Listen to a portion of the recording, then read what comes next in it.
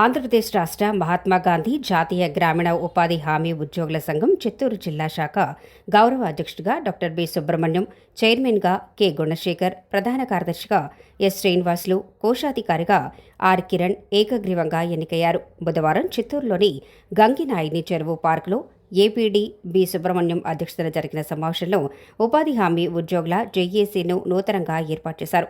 Vice చైర్మన్లాగా Ganesh, Madhusudan Naidu, Mahindra, Dhanunjaya, organising కార్యదర్శులుగా Sandhyarani, Viswanathan ఎన్నికయ్యారు.